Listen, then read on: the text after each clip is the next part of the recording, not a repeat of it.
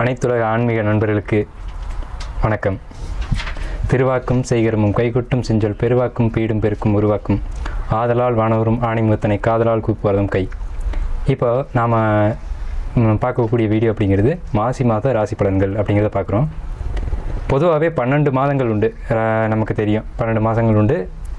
12 மாதங்களுக்கும் ஒவ்வொரு மாதத்துக்கும் ஒவ்வொரு சிறப்பு இருக்கும். ஆனால் இந்த மாசிக்கு மட்டும் அதிகமான சிறப்புகள் கொண்ட மாதம் என்னென்னு கேட்டிங்கன்னா, மாசி மாதம் வந்து 11வது மாதமாக வருது. அந்த மாசி மாதம் வந்து கும்ப வீடு. மாசி மாதம் அப்படின்னா கும்ப வீட்டை தான் அது குறிக்கும். கும்ப வீட்டில் சூரியன் சஞ்சரிக்கிற காலத்தை தான் நம்ம மாசி மாதம் சொல்கிறோம். அப்போ இந்த கும்ப ராசி அப்படிங்கிறது ஜோதிட தத்துவத்தின்படி சிரராசி. சிரராசி அப்படிங்கிறது சிரம்ன்றது நிலையானது அப்படின்னு அர்த்தம். அப்படி கும்பராசின்றது சூரியன் பயணிக்கூடிய அந்த கும்பராசியில் பயணிக்கூடிய சிற மாதமான இந்த மாசி மாதத்துக்கு என்ன ஏற்றம் அப்படின்னு கேட்டிங்கன்னா, சனியினுடைய சொந்த வீடு கும்ப வீடு. அதாவது சனி ஆட்சி பலம் அடையக்கூடிய மூலத்திரிகோண பலம் அடையக்கூடிய வீடு அந்த கும்ப வீடு. ஸோ அதனால தான் மாசி மாதத்துக்குன்னு சிறப்பான ஏற்றங்கள் உண்டு. சனி அப்படிங்கிறது பாரம்பரியமான விஷயங்களுக்கான காரகத்துவம் கொண்ட கிரகம். ஸோ இந்த மாசி மாதத்தில் என்ன அதிகமாக நடக்கும் அப்படின்னு பார்த்தீங்கன்னா, பாரம்பரியமான பழமையான வழிபாடுகள், ரொம்ப உக்ரமான தெய்வங்களுக்கான வழிபாடுகள் மாசி மாதத்தில் தான் நடைபெறுது. ஸோ அப்பேற்பட்ட ஏற்றம் கொண்ட மாதம் மாசி மாதம்.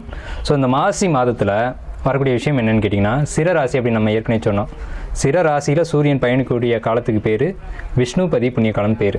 இந்த விஷ்ணுபதி புண்ணிய காலத்துக்கு மிகப்பெரிய ஏற்றம் உண்டு. என்னென்னு கேட்டிங்கன்னா, விஷ்ணுபதி புண்ணிய காலம் வரக்கூடிய நாளில் பெருமாள் கோயிலுக்கு போயிட்டு 27 சுற்று கொடிமரத்தோட பெருமாளையும் சேர்த்து சுற்றி உங்களுடைய கோரிக்கைகளை சொல்லி 27 சுற்று, ஒவ்வொரு சுற்றுக்கும் ஒவ்வொரு மஞ்சள் நிற ரோஜாப்பூ கம்பத்தடி, அதாவது கொடி கம்பத்துக்கு அடியில் வச்சுட்டு உங்களுடைய கோரிக்கையை சொல்லிட்டு வந்தீங்கன்னா ஒவ்வொரு சுற்றுக்கும் ஒவ்வொரு பூ இது மாதிரி வச்சுக்கணும். இந்த மாதிரி நீங்கள் உங்கள் வேண்டுதலை வச்சிங்க அப்படின்னா என்ன வேண்டுதலாக இருந்தாலும் நிச்சயம் நிறைவேறும் அப்படின்னு சாஸ்திரம் சொல்லுது. நாமளும் அனுபவத்தில் பார்த்துக்கிட்டு இருக்கோம். ஸோ அப்பேற்பட்ட இந்த மாசி மாதத்துக்கான பலன்களை நம்ம 12 ராசிக்கும் பார்ப்போம். தாய்மையை அடையாளமாக கொண்ட சந்திரனை அதிபதியாக கொண்ட கடகராசி அன்பர்களுக்கு, இந்த கடகராசிக்கு இந்த மாதம் என்ன மாதிரியான கிரக நிலைகள் இருக்குது, அதுக்கான பலன்கள் என்ன அப்படிங்கிறத நம்ம இந்த வீடியோவில் பார்க்குறோம். முதல்ல கடகராசி அதிபதி சந்திரன், 2 கூடையவன் சூரியன். அந்த சூரியன் தன் வீட்டுக்கு 7ஆம் வீட்டுக்கு போய் கடகராசிக்கு 8ஆம் வீட்டில் இருக்காங்க. அஷ்டமச்சனி உடைய ராசி. இப்போதைக்கு அஷ்டமச்சனி 2024 முழுக்கவே போயிட்டுருக்கு. இதுக்கு பலன் சொல்லவே வேண்டாம். அஷ்டமச்சனி அப்படின்னு சொல்லும்போதே நீங்கள் ஒரு பயத்துக்குள்ளே போயிடுப்பீங்க. ஸோ அதுக்கு மற்ற மாத கிரக நிலையங்கள் எப்படி இருக்குது, இந்த மாதம் என்ன பலன் சொல்லுது அப்படிங்கிறத நம்ம அடுத்து செக் பண்ணுவோம். 3 கூடிய புதன் 7ஆம் வீட்டில், 3 12 கூடியவர். 4 கூடிய சுக்கிரன் பாதகாதிபதியான 11 கூடிய சுக்கிரன், அவரும் 7ஆம் வீட்டில். அடுத்து பார்த்துட்டிங்கன்னா 5 10 கூடிய செவ்வாய். இந்த தொடர்ந்து அந்த கிரகங்கள் வந்து 7ஆம் வீட்டிலேருந்து ராசியை பார்க்குது, சந்திரனை பார்க்குது. ஸோ இது என்ன சொல்லுது அப்படின்னு பார்த்தீங்கன்னா, 5 10 கூடியவன் செவ்வாய், 5ஆம் இடம் குழந்தை பிறப்பு, 10ஆம் இடம் தொழில். ஸோ 5 கூடியவன் 7ல் உச்சமடையும் போது செவ்வாய் அதை மகரத்தில் தான் உச்சமடையும். அது உங்கள் ராசி கடகராசிக்கு 7ஆம் வீடாக வருது. அப்படி மகர ராசிக்கு 7ஆம் வீட்டில் செவ்வாய் உச்சமடைஞ்சு ராசியை பார்க்கும்போது கோபம் அதிகமாகும், தலைக்கணம் அதிகமாகும், அதாவது வாழ்க்கை துணை போட்டு அடிக்கும், வேறு ஒன்றும் இல்லை. அதாவது இங்கே 7ஆம் வீட்டில் உச்சமடையும் போது ராசியை பார்க்கும். அப்போ ராசிக்கு தான் அந்த கோபத்தை காட்டும். அப்போ எதிரில் யார் இருப்பாங்க, வாழ்க்கை துணை தான் இருக்கும், அவங்கள போட்டு அடிப்பாங்க செவ்வாய் உச்சமாகி ராசியை பார்க்கும்போது. ஸோ இந்த செவ்வாய் உச்சமடைகிறது நல்லதா அப்படின்னு கேட்டால், இந்த ராசிக்கு நல்லது தான், ஆனால் குடும்பத்துக்கு நல்லதில்லை. என்ன வகையில் நல்லது அப்படின்னு கேட்டிங்கன்னா, குழந்தை பிறப்பு நிச்சயம். 5 கூடயும் 7ல் உச்சமாயிட்டா குழந்தை பிறப்பு நிச்சயம், குழந்தை பிறந்தவுடனே பிரச்சனையும் நிச்சயம். ஏன்னா 5 கூடயும் 7ல் உச்சமடையக்கூடாது.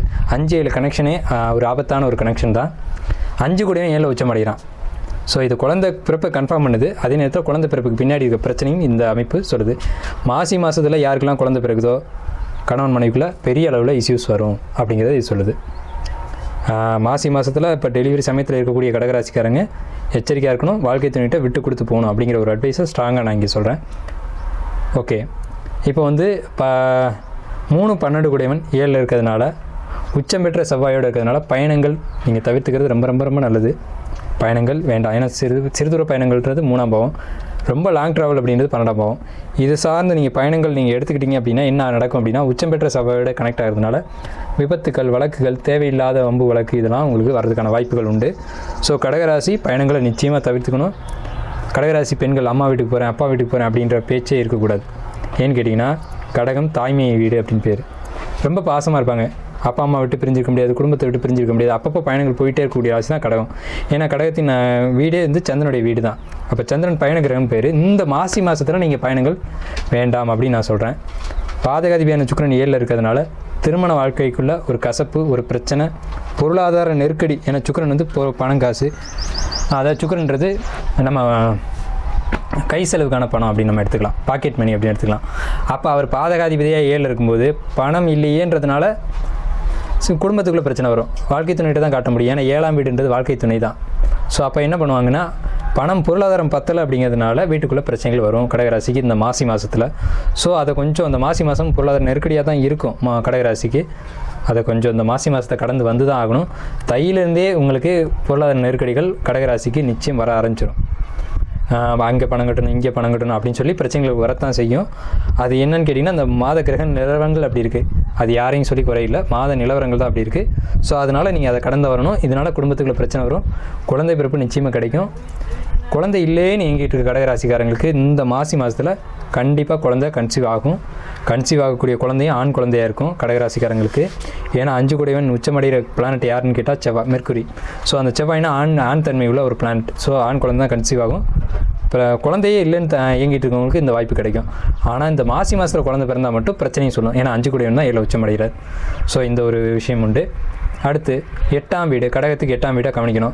ஏன்னா 8ஆம் வீடு மாங்கல்யஸ்தானம்னு பேர். 3ஆம் வீட்டில் கேது இருக்கிறதுனால தாலி கலண்டு விழுகும், கழுத்தில் செயின், மூக்குத்தி, தோடு, இந்த மாதிரி சின்ன சின்ன பொருட்கள் ஏதாவது ஒன்று மிஸ் ஆகிறதுக்கு வாய்ப்பு உண்டு. அதே மாதிரி புதன்றது காலி, நிலம், பத்திரம், பேப்பரு இதெல்லாம் குறிக்கும். ஸோ டாக்குமெண்ட்டு, பேப்பர் மிஸ் ஆகிறதுக்கான வாய்ப்பு உண்டு. பேப்பர்லாம் வச்சுருந்தீங்கன்னா ரொம்ப கவனமாக எடுத்து வச்சுருங்க. ஏன்னா கடகராசிக்கு அஷ்டமச்சனி போயிட்டுருக்கு. முக்கியமான பேப்பரை தொலைச்சிட்டு டிப்ரெஷனை நீங்களே ஏற்றுக்க போகிறீங்க. மன அழுத்தங்கள் இந்த அஷ்டமச்சனியில் இந்த ஆண்டு முழுக்க உங்களுக்கு இருக்கும். அதை இந்த மாதத்தில் செய்யும். மாதத்தில் இந்த கேதுவோடைய டிரான்சிட்டில் அது செய்யும். ஸோ அதனால் இந்த மாதம் பேப்பர்கள் ஏதாவது வச்சுருந்தீங்கன்னா கவனமாக எடுத்து வச்சுக்கோங்க. பேப்பர் தொலைகிறதுக்கான வாய்ப்புகள் உண்டு. அதே மாதிரி கம்மல், மூக்குத்தி, தோடு இந்த மாதிரி விஷயங்கள் தொலைகிறதுக்கான வாய்ப்புகள் உண்டு. இதில் எச்சரிக்கையாக இருக்கணும். அடுத்து பார்த்திங்கன்னா, வாழ்க்கை துணைகிட்ட விட்டு கொடுத்து போகணும். விட்டு கொடுத்து போகலைன்னா பிரச்சனைகள் பெரிய அளவில் பூதாகரமாக வெடிக்கும். ஸோ கடகராசிக்கு இந்த மாதிரியான பிரச்சனைகளாக மாத கிரக நிலைகள் சொல்லிக்கிட்டு இருக்குது. ஸோ வருட கிரகம் என்ன சொல்லுது அப்படின்னு பார்த்தீங்கன்னா, 10ஆம் வீட்டு குரு. கடகராசிக்கு 10ஆம் வீட்டு குரு ராசிக்கு 4ஆம் வீட்டை பார்க்குறாரு. இது என்ன ஒரு பெரிய ப்ளஸ்ன்னு கேட்டிங்கன்னா, 4ஆம் இடம் தான் ஹெல்த்து. ஸோ ஹெல்த் வைஸ் நல்லாயிருக்கும். ஆனால் மன அழுத்தம் உண்டு, அது யாராலையும் மாற்ற முடியாது. ஆனால் மனம்னு சொல்லக்கூடிய அந்த 4ஆம் பாவத்தை குரு பார்க்குறதுனால மன அழுத்தங்கள் ஒரு பக்கம் இருந்தாலும் அதை கொஞ்சம் ஹாப்பினஸ்ஸாக வேறு விஷயங்களில் உங்களுடைய கவனம் மாறிட்டு போயிட்டே இருக்கும். ஏன்னா கடகராசிக்காரங்க எப்போவுமே ஒரு பிரச்சனையை குறிப்பிட்டு ஆழ்ந்து பார்க்க மாட்டாங்க, மேலோட்டமாகவே இருக்கக்கூடியவங்க. ஸோ அதுவே உங்களுக்கு ஒரு பெரிய ப்ளஸ்ஸு தான்.